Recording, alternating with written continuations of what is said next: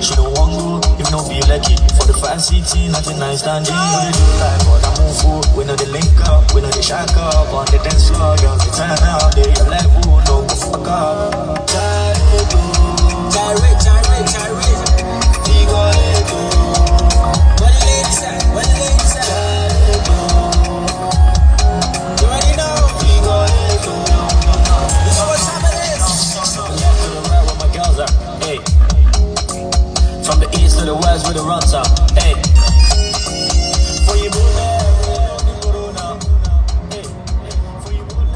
What's up, family and friends?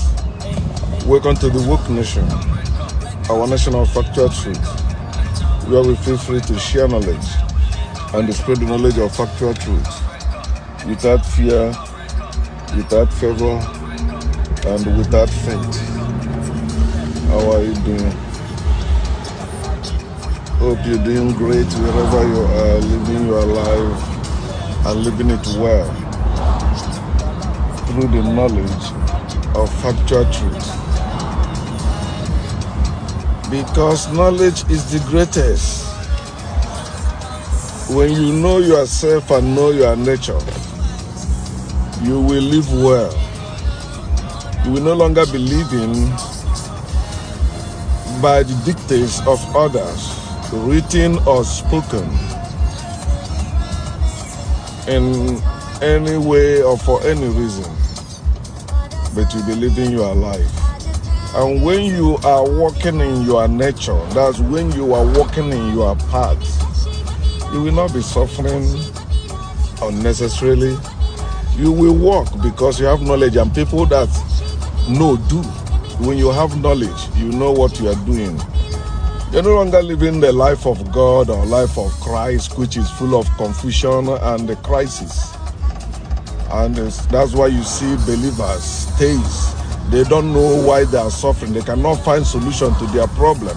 So they keep praying, praying, praying, expecting miracle to happen. But it can never happen. Because there is no God to work miracle. There is no Jesus to work miracle. Their God cannot do anything for them. Their God cannot do anything to solve their problem. They are the one that is confused and life full of crises, walking, suffering, and smiling or denying. But the one I want to talk about today, whining, suffering and whining. Fela said, our people are suffering and smiling. I've been saying our people are suffering and denying. So today I want to talk that our people are suffering and whining. See, they're making noise everywhere. Why they're suffering? They're saying, my God can do that. God do this. God do that. Okay, then tell me what your God can do now for you. What can your God do? They say you will see. You will see what? Tell me what your God can do. And if your God exists, tell me when he can do it. Be specific. Not coincidence, you say it is God. You will see, you are alive today is because of God. No, I'm not alive because of your God. Your God is too stupid to be my God. Your God is too useless to be my God. Your God has not solved your problem. How can your God solve mine? No. You are evidence of your God, of your faith in your God. Your God, you are doing business, you are working, or you are doing what every other person is doing. So you are evidence that God is not working. What has your God done for you that I will wish he do the same thing to me, or I will come to him to do the same thing to me? Nothing. He has not done anything for you. So he cannot do anything for me. And he has not done anything to solve your problem, so he cannot do anything to me. You are suffering and whining. Look at Nigerians, for example. The Nigerian Christians, they make the loudest noise in Africa. They claim their God can do this, their God is working, call you Antichrist, call you all manner of name. They call you all manner of name for their God, speaking for their God, fighting for their God. Yet a Muslim is their president. Muslim that hated them with all their might. That's where their God. That's their God. Their prayer answered. Their God answering their prayers. Their God answered their prayers by giving them a Muslim to fulfilling Job chapter 9 verse 23 and 24. How can you say your God exists yet He's not giving you somebody that will better your life? He's not giving you somebody that will make you enjoy your life. No, He's giving you people that are making life miserable for you, to you. And you say, yeah, God, He loves you. No, He don't. If your God loves you, He will give you somebody that will better your life. Somebody, if you since you believe He's the one that decide who will be your leader. But look, the Fulani people have been ruling you, not even leading you. They are ruling over you, making life miserable to you, for your people, for your generation. What they are doing until you rise up and fight against them, your generation to generation will keep suffering. And all you have is keep whining. You even buy megaphone, you buy speakers, you buy louder speakers and put it outside while you are whining and say you are praying, you are whining. Oh, yeah. You see the noise they are making in the streets of Nigeria.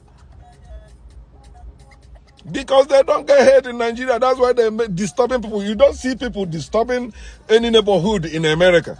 Even during the election, during campaign, you may see somebody that put one small speaker on his car just to make an announcement. Go. But in Nigeria, you see them suffering. If they are market, you see them smelling, stinking. They are stinking. The smell from their armpit, from their breast pit, from their private, everywhere they are stinking. Yeah, you see they say, God. You see them making noise, dancing in the street. Hey, God, you are suffering and whining. You are not winning. Winners chapel. Where? Who is a winner? I'm a winner. You can put sticker all you want. You are a loser. You are not a winner. You have been a winner before Buhari. You have been a winner, yet these people are ruling over you. You have to think and stop thinking. You are suffering and whining. We know that. You are not enjoying. No. You are not even suffering and benefiting. No, you are suffering and whining. What can your God do for you? In reality, you have medical problem. You have financial problem. You know the suffering, what you're suffering in your house, in your family. Yet you are whining, oh, my God is good. My God is that. God can do that. Your God cannot do anything. You see them trading wars, even against themselves, fighting against themselves. Look at what is happening right now, like the death of TB Joshua. You see what is happening among them. This one said this, this one said that. Yeah, these people will come, and that's what the most annoying thing about them. They are not even fighting for their own rights. They are not fighting for themselves. They are fighting for God that don't care about them. This God have not shown up to solve your problem. You go to prison, you see many Christians there, or many people that believe in God. They believe in God, they worship this God, they pray. Muslims once pray 5 times a day to this God.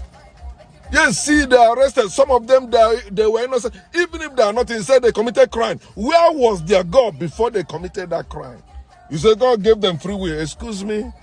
So you give your little baby of 6 months or 2 months old free will? And that baby has his own brain. But when that baby is going to where you can see that, oh, there is danger there, you rush and take that baby away. Your God cannot do that. And you say you are God. His foolishness is wiser than your own wisdom. You are stupid to believe that the foolishness of God is wiser than the wisdom of man. A God that has foolishness can never be my God. He's a foolish God. A God that brags that he creates evil can never be my God. For you to serve a God that claims to create evil, that means you are a slave. You are forced to become the worshiper of that God. And that's what happened to Africans.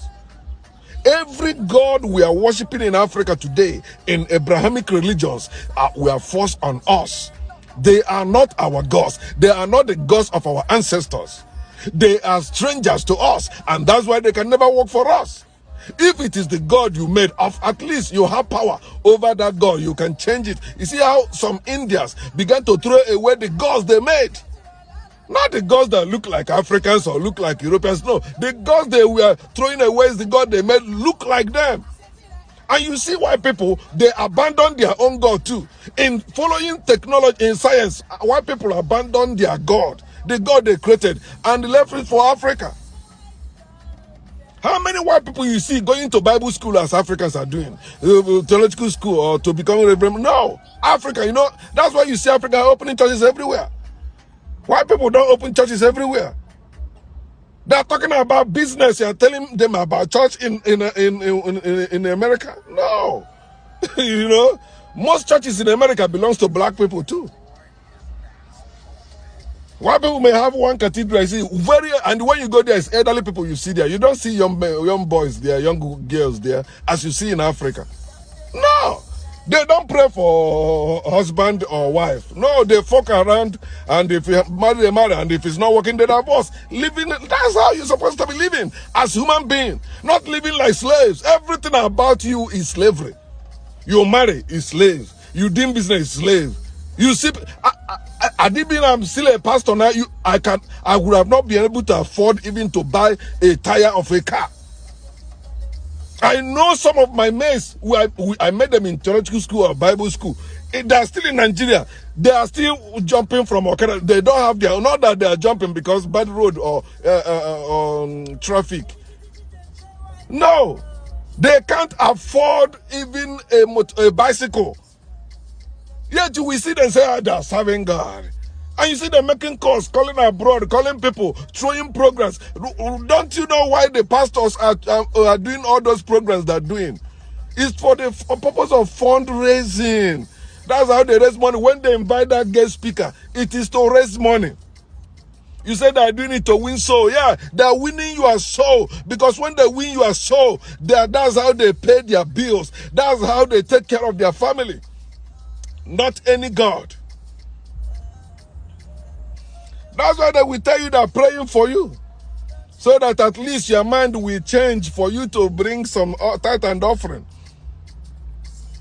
Yet you are suffering and you are whining, making noise. If your God exists, why are you suffering in the first place? It's like telling me that when our daughter was little, we let her suffer. So to train her. No, I never. I was buying, even when we came to America, I was going to ShopRite, buying Ensure for her. And when you see her, she was eating good when she was little. See her now. Now, 2 days ago, her car was having problem. She called me. Then after she called me, I tell her, after I asked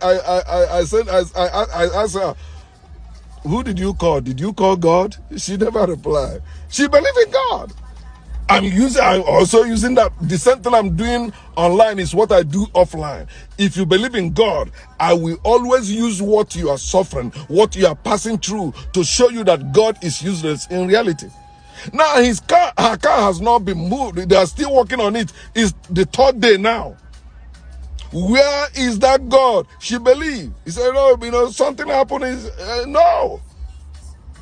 That you don't understand why something happened doesn't mean it is God. That God's supposed to show up if it is God. There is no God that tell you that he created heaven and earth. No God. It is human being that wrote it, tell you the God they believe exists, created. Some believe there are multiple gods and goddesses that created heaven and earth, which is more reasonable. You cannot tell me one God created everything. If you said there are gods and goddesses that created everything, then at least you are making little sense. But the one that tell you is the one God that created, they force you to believe, they force you must believe it. In African spirituality, where they believe in gods and goddesses, they never force you to believe. But in religion, where they believe in one God, or 2 or 3 gods, they force you to believe it. If you don't believe it, you will perish. Yet you are suffering. If I don't believe in your God or in his son and I perish, then why are you not enjoying for believing in it? Your life is supposed to be evidence of your faith. if your faith works. But look at your miserable life, you Christians. Look at your miserable lives, you Muslims. Look at your miserable lives, you Jews. And see that you are just whining, you are just making my God is mama. You are a sheep, you are a flock of God, and that's what you are, that's how your life shows. It is time you wake up and stop being stupid by faith. Stop being a stupid idiot by faith in God, in Jesus, or in any angel, or in any being that you cannot see, that cannot come for your aid. In the reality, you are suffering. All you have, you are suffering and whining. And after all that, you still go and labor like everyone else, work like everyone else. Your God cannot put food on your table. He said that's not his work. Okay, I want you to tell me what is the work of your God now. Stop telling me he created you, he created things. Has he died or is he dead? He's alive, right? Tell me what your God is doing now for you. He said he's keeping you alive, you are lying. Show me what your God can do now. Then I will show you that you are a stupid idiot to believe it is God doing that. You don't know. That's why you believe. It is time you wake up and trash belief, trash faith, trash all this nonsense you are doing in the name of God. All the evil that is being done in this world is done by people of God. That's why I tell you that good people are evil, because God is evil. Gordon.